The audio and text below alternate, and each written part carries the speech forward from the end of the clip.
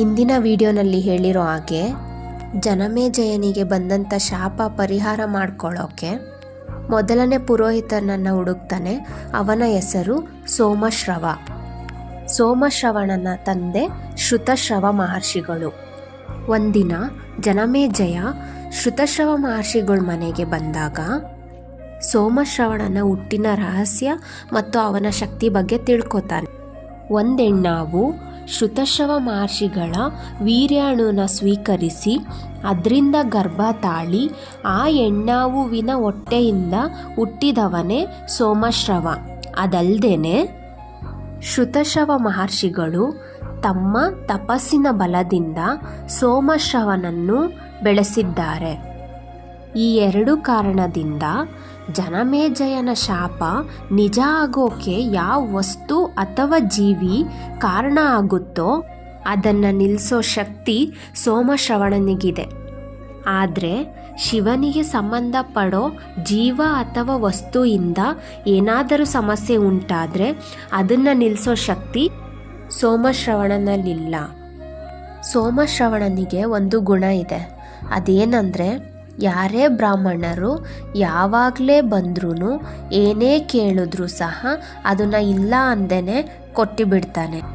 ಸೋಮಶ್ರವನ ಬಗ್ಗೆ ಶ್ರುತಶ್ರವ ಮಹರ್ಷಿಗಳು ಎಲ್ಲವನ್ನೂ ಜನಮೇಜಯನಿಗೆ ಹೇಳಿ ಇದಕ್ಕೆಲ್ಲ ನೀನು ಒಪ್ಪೋದಾದರೆ ನಿನ್ನ ಆಸ್ಥಾನಕ್ಕೆ ನೀನು ಕರ್ಕೊಂಡು ಹೋಗ್ಬೋದು ಅಂತ ಅನುಮತಿನ ಕೊಡ್ತಾರೆ.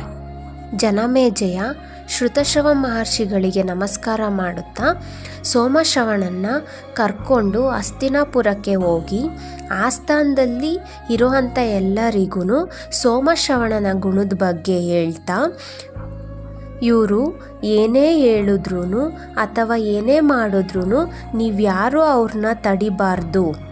ಅದಕ್ಕೆ ಆಸ್ಥಾನದಲ್ಲಿ ಇದ್ದಂಥ ಎಲ್ಲರೂ ಅದರಂತೆ ಒಪ್ಕೋತಾರೆ. ಜನಮೇಜಯನ ಎರಡನೇ ಪುರೋಹಿತನ ಹೆಸರು ವೇದ. ವೇದನ ಗುರುಗಳು ಅಯೋಧ್ಯ ದೌಮ್ಯ ಮಹರ್ಷಿ. ಆ ಅಯೋಧ್ಯ ದೌಮ್ಯ ಮಹರ್ಷಿಗೆ 3 ಜನ ಶಿಷ್ಯರಿರ್ತಾರೆ: ಆರುಣಿ, ಉಪಮನ್ಯು ಮತ್ತು ವೇದ.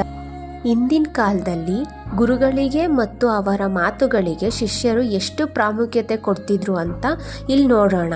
ಎಲ್ಲ ಗುರುಗಳು ಶಿಷ್ಯರಿಗೆ ವಿದ್ಯಾಭ್ಯಾಸದ ಜೊತೆಗೆ ಅದರ ಮಹತ್ವವನ್ನು ಸಹ ಹೇಳ್ಕೊಡ್ತಿದ್ರು. ಅದಕ್ಕೆ ಬದಲಾಗಿ ಶಿಷ್ಯರು ಗುರುಗಳಿಗೆ ಸೇವೆ ಮಾಡೋ ರೂಪದಲ್ಲಿ ಕೃತಜ್ಞತೆಗಳನ್ನ ತಿಳಿಸ್ತಿದ್ರು. ಗುರುಗಳು ಏನೇ ವಿದ್ಯಾಭ್ಯಾಸ ಕಲಿಸಿದ್ರು ಶಿಷ್ಯರು ಎಷ್ಟೇ ಕಲಿತರೂ ಸಹ ಗುರುಗಳ ಅನುಗ್ರಹ ಸಿಗಲಿಲ್ಲ ಅಂದರೆ ಶಿಷ್ಯನ ಜೀವನ ವ್ಯರ್ಥ ಆದಂಗೆ. ಒಂದಿನ ಅಯೋಧ್ಯ ದೌಮ್ಯ ಮಹರ್ಷಿ ತನ್ನ ಮೊದಲನೇ ಶಿಷ್ಯನಾದ ಆರುಣಿನ ಕರೆದು ಗದ್ದೆಯ ಬದಿನ ಕಟ್ಟೋಕೆ ಹೇಳ್ತಾರೆ. ಗುರುಗಳು ಹೇಳ್ದಂಗೆ ಗದ್ದೆ ಬದಿನ ಕಟ್ಟೋಕೆ ಎಷ್ಟೇ ಪ್ರಯತ್ನ ಪಟ್ಟರೂ ಬದಿ ಒಡೆದೋಗ್ತಾ ಇರುತ್ತೆ.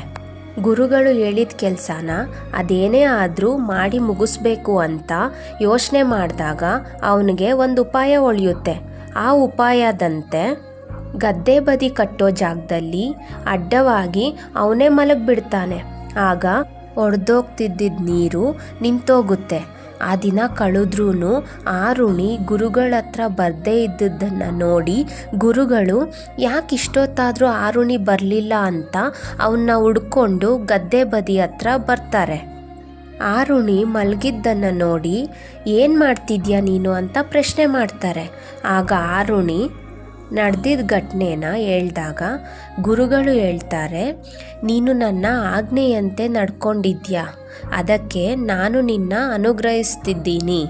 ನೀನು ಏನೆಲ್ಲ ವೇದ ಮತ್ತು ಶಾಸ್ತ್ರಗಳನ್ನ ಕಲ್ತಿದ್ಯಾ ಎಲ್ಲವೂ ನಿನ್ನ ಬುದ್ಧಿಗೆ ಬರಲಿ.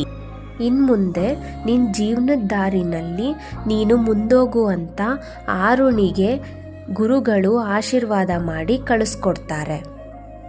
ಅಯೋಧ್ಯ ದೌಮ್ಯ ಮಹರ್ಷಿಯ ಎರಡನೇ ಶಿಷ್ಯನಾದ ಉಪಮನ್ಯುನ ಕರೆದು ಗುರುಗಳು ದನ ಕಾಯೋಕೆ ಹೇಳ್ತಾರೆ. ಗುರುಗಳು ಹೇಳ್ದಂಗೆ ಪ್ರತಿದಿನ ಬೆಳಗ್ಗೆಯಿಂದ ಸಂಜೆವರೆಗೂ ದನ ಕಾಯ್ದು ಸಂಜೆ ಆದಮೇಲೆ ಗುರುಗಳ ಬಳಿ ಬಂದು ಅವರ ಮುಂದಿನ ಆಜ್ಞೆಗೆ ಕಾಯ್ತಾ ಇರ್ತಾನೆ.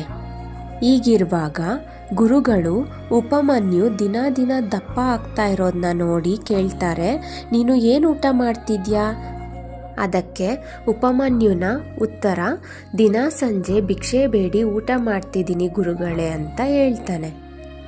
ಆಗ ಗುರುಗಳು ಹೇಳ್ತಾರೆ, ಇನ್ಮುಂದೆ ನೀನು ಭಿಕ್ಷೆ ಬೇಡಿದ್ದನ್ನು ನನಗೆ ತಂದು ಕೊಡಬೇಕು.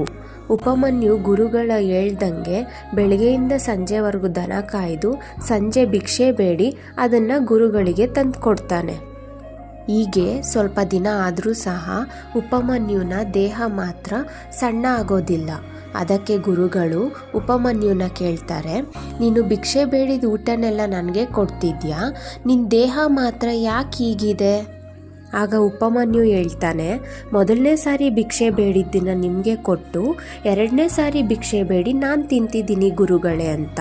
ಅದಕ್ಕೆ ಗುರುಗಳು ಹೇಳ್ತಾರೆ, ನೀನು ತಪ್ಪು ಮಾಡ್ತಿದ್ಯಾ, ಎರಡನೇ ಸಾರಿ ಭಿಕ್ಷೆ ಬೇಡಿದ್ರೆ ಇನ್ನೊಬ್ಬ ವಿದ್ಯಾರ್ಥಿ ಊಟನ ಕಿತ್ಕೊಂಡಂಗಾಗುತ್ತೆ. ಆಗ ಉಪಮನ್ಯು ಗುರುಗಳು ಹೇಳ್ದಂಗೆ ಎರಡನೇ ಸಾರಿ ಭಿಕ್ಷೆ ಬೇಡೋದನ್ನು ನಿಲ್ಲಿಸ್ಬಿಡ್ತಾನೆ. ಹೀಗೆ ಕೆಲವು ದಿನ ಆದರೂ ಕೂಡ ಉಪಮನ್ಯು ಸಣ್ಣ ಆಗದೆ ಇರೋದನ್ನ ನೋಡಿ ಗುರುಗಳಿಗೆ ಅದೇ ಪ್ರಶ್ನೆ ಕಾಡುತ್ತೆ. ಅದೇ ಪ್ರಶ್ನೆನ ಗುರುಗಳು ಉಪಮನ್ಯುನ ಕೇಳ್ತಾರೆ, ನೀನು ಮೊದಲನೇ ಸಾರಿ ಭಿಕ್ಷೆ ಬೇಡಿದ್ದನ್ನೆಲ್ಲ ನನಗೆ ತಂದು ಕೊಡ್ತಾ ಇದೆಯಾ, ಎರಡನೇ ಸಲ ಭಿಕ್ಷೆ ಬೇಡೋದನ್ನು ನಿಲ್ಲಿಸಿದ್ಯಾ ಅಂದಮೇಲೆ ಯಾಕೆ ನಿನ್ನ ದೇಹ ಇದೇ ಥರ ಇದೆ, ಸಣ್ಣ ಆಗಿಲ್ಲ ಅಂತ ಕೇಳಿದಾಗ ಉಪಮನ್ಯು ಹೇಳ್ತಾನೆ, ನಾನು ಹಸುಗಳ ಹಾಲನ್ನ ಕುಡಿತಾ ಇದ್ದೀನಿ ಗುರುಗಳೇ ಅಂತ. ಆಗ ಗುರುಗಳು, ನನ್ನ ಆಜ್ಞೆ ಇಲ್ಲದೆ ನೀನು ಆಶ್ರಮದ ಹಸುಗಳ ಹಾಲನ್ನ ಕುಡಿಬಾರ್ದು ಅಂತ ಹೇಳ್ತಾರೆ. ಅದರಂತೆ ಉಪಮನ್ಯು ಹಾಲು ಕುಡಿಯೋದು ಕೂಡ ನಿಲ್ಲಿಸ್ತಾನೆ. ಇಷ್ಟೆಲ್ಲ ನಿಯಮಗಳನ್ನ ಉಪಮನ್ಯುಗೆ ಗುರುಗಳು ಹೇಳಿದ್ರೂ ಸಹ ಉಪಮನ್ಯು ಯಾವುದನ್ನು ಕೂಡ ಪ್ರಶ್ನೆ ಮಾಡಲಿಲ್ಲ. ಎಲ್ಲವನ್ನು ಗುರುಗಳು ಹೇಳ್ದಂಗೆ ಕೇಳ್ತಿದ್ದ. ಕನಿಷ್ಠ ಪಕ್ಷ ಅವನು ಊಟಕ್ಕೆ ಏನು ತಿನ್ನಬೇಕು ಅನ್ನೋದನ್ನು ಸಹ ಪ್ರಶ್ನೆ ಮಾಡಿ ಕೇಳಲಿಲ್ಲ. ಹೀಗಿರುವಾಗ ದಿನ ಬೆಳಗ್ಗೆ ಉಪಮನ್ಯು ದನ ಕಾಯ್ದು ಸಂಜೆ ವೇಳೆಗೆ ಹಸ್ಕೊಂಡಿರ್ತಿದ್ದ. ಹೊಟ್ಟೆ ಹಸಿವು ತಾಳಲಾರದೆ ಎಲೆ, ಸೊಪ್ಪು, ಹಣ್ಣು, ಕಾಯಿ ಎಲ್ಲವನ್ನು ತಿನ್ನುವಾಗ ಅವನಿಗೆ ಗೊತ್ತಿಲ್ಲದೇನೆ ಎಕ್ಕದ ಗಿಡದ ಎಲೆನ ತಿಂತಾನೆ. ಅದರಿಂದ ಕುರುಡನಾಗಿ ದಾರಿ ಗೊತ್ತಾಗ್ದೇನೆ ಒಂದು ಬಾವಿನಲ್ಲಿ ಬಿದ್ದೋಗ್ತಾನೆ. ಪ್ರತಿದಿನದ ಥರನೇ ಗುರುಗಳು ಆ ದಿನ ಸಾಯಂಕಾಲ ಉಪಮನ್ಯುನ ಆಗಮನಕ್ಕೆ ಕಾಯ್ತಾ ಇರ್ತಾರೆ. ಉಪಮನ್ಯ ಎಷ್ಟೊತ್ತಾದರೂ ಬರದೇ ಇರೋದನ್ನ ನೋಡಿ ಗುರುಗಳು ಉಪಮನ್ಯುನ ಹುಡ್ಕೊಂಡು ಕಾಡಿಗೆ ಬರ್ತಾರೆ. ಬಾವಿನಲ್ಲಿ ಬಿದ್ದೋಗಿರೋ ಉಪಮನ್ಯುನ ನೋಡಿ ಏನಾಯಿತು ಅಂತ ಕೇಳಿದಾಗ ಉಪಮನ್ಯು ಏನೆಲ್ಲ ನಡೀತೋ ಅದನ್ನೆಲ್ಲ ವಿವರಿಸ್ತಾನೆ. ಅದನ್ನು ಕೇಳಿದ ಗುರುಗಳು ಉಪಮನ್ಯುಗೆ ಅಶ್ವಿನಿ ದೇವತೆಗಳನ್ನ ಪ್ರಾರ್ಥನೆ ಮಾಡು, ಅದರಿಂದ ನಿನ್ನ ಕಣ್ಣು ವಾಪಸ್ ಬರುತ್ತೆ ಅಂತ ಹೇಳ್ತಾರೆ. ಅದೇ ರೀತಿ ಉಪಮನ್ಯು ಎಲ್ಲ ರೀತಿನಲ್ಲೂ ಸಹ ಪ್ರಾರ್ಥನೆಗಳನ್ನ ಮಾಡಿ ಅಶ್ವಿನಿ ದೇವತೆಗಳನ್ನ ಅನುಗ್ರಹ ಮಾಡ್ಕೊಳ್ತಾನೆ. ಆಗ ಅಶ್ವಿನಿ ದೇವತೆಗಳು ಉಪಮನ್ಯು ತಿನ್ನೋದಕ್ಕೆ ಒಂದು ಔಷಧಿನ ಕೊಡ್ತಾರೆ. ಆದರೆ ಉಪಮನ್ಯು ಮಾತ್ರ ತಿನ್ನೋದಿಲ್ಲ. ಕಾರಣ ಕೇಳಿದಾಗ ಅವನು ಹೇಳ್ತಾನೆ, ನನ್ನ ಗುರುಗಳಿಗೆ ನಾನು ಅರ್ಪಿಸ್ದೆ ಏನನ್ನೂ ತಿನ್ನೋದಿಲ್ಲ ಅಂತ. ಅಶ್ವಿನಿ ದೇವತೆಗಳು ಎಷ್ಟು ಸಾರಿ ಹೇಳಿದ್ರೂ ಕೂಡ ಉಪಮನ್ಯು ಮಾತ್ರ ನನ್ನ ಗುರುಗಳಿಗೆ ಅರ್ಪಿಸ್ದೆ, ನಾನು ಇದನ್ನು ಸ್ವೀಕರಿಸೋದಿಲ್ಲ, ದಯವಿಟ್ಟು ನನ್ನ ಕ್ಷಮಿಸಿ ಅಂತ ದೇವತೆಗಳ ಹತ್ರ ಬೇಡ್ಕೊಳ್ತಾನೆ.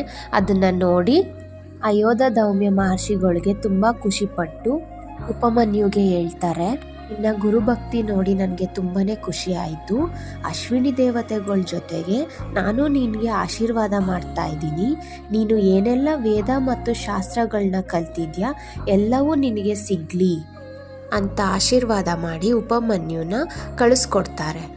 ಇನ್ನು ಅಯೋಧಧೌಮ್ಯರ 3ನೇ ಶಿಷ್ಯನಾದ ವೇದ, ಅವರ ಕಥೆನ ಮುಂದಿನ ಭಾಗದಲ್ಲಿ ತಿಳ್ಕೊಳ್ಳೋಣ.